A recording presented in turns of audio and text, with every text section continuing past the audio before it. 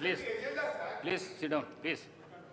హరీష్ రావు గారు కూర్చోండి. అధ్యక్ష, మన పెద్దలు సాగునీటి ప్రాజెక్టులు ఆధునిక దేవాలయాలు అని చెప్పిండ్రు. ఎందుకు అంటే ప్రజలకు, సామాన్యులకు, పేదలకు, ముఖ్యంగా రైతాంగానికి దేవాలయం ఎంత పవిత్రమైనదో,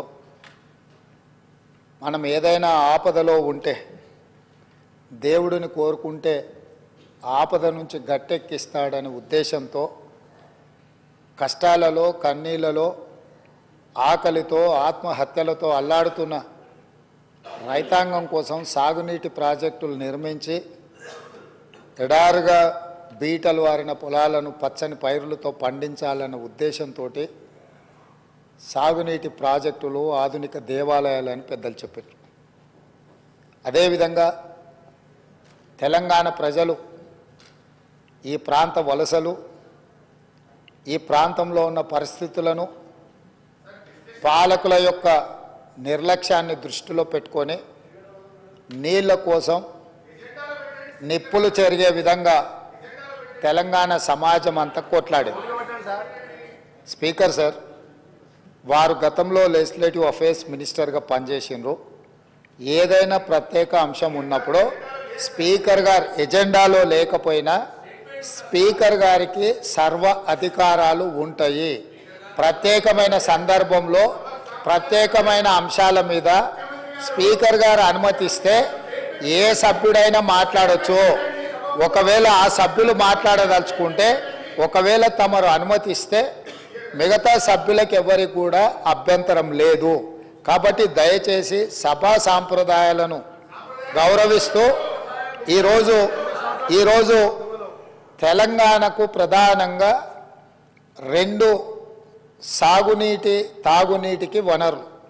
ఒకటి కృష్ణానది, కృష్ణా జలాలు, రెండు గోదావరి జలాలు.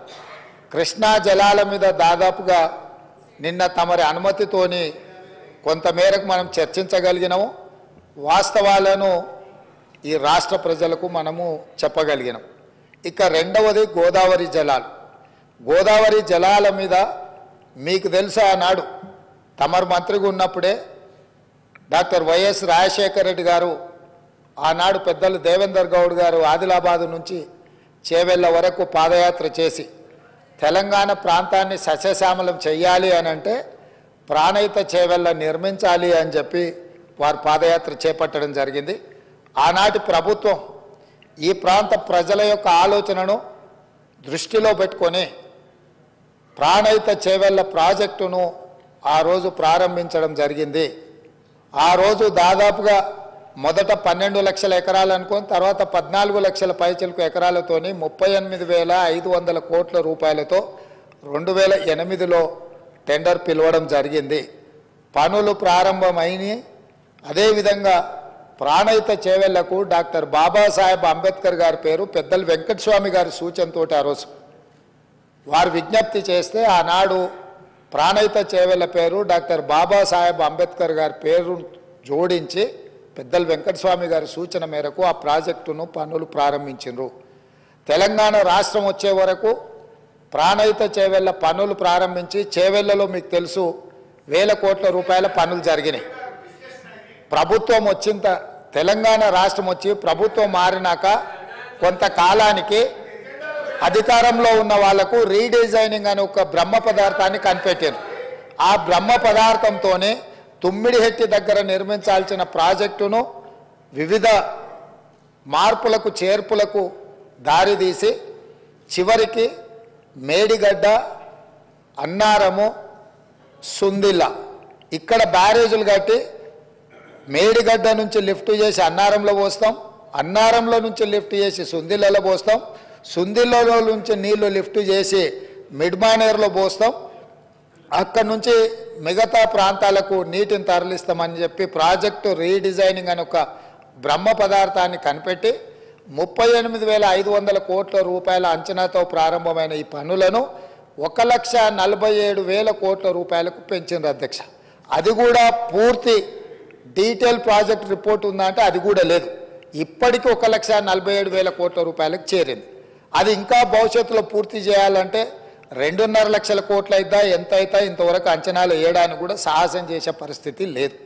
సరే, అంచనాలు ఎట్లా పెంచిండ్రు, ప్రాజెక్టు రీడిజైనింగ్ ఎట్లా చేసిండ్రు, సాంకేతిక పరమైన అంశాలు ఏంది, సాంకేతిక నిపుణులు ఇచ్చిన ప్రాజెక్టు డిజైన్ ఏంది, దాని తర్వాత జరిగిన నిర్మాణం ఏంది, నిర్మాణం తర్వాత జరిగిన నిర్వహణ ఏంది, ఇవన్నీ ఒక్కెత్తైతే ఈరోజు మేడిగడ్డ బ్యారేజ్ అనేది కుంగిపోయింది అధ్యక్ష.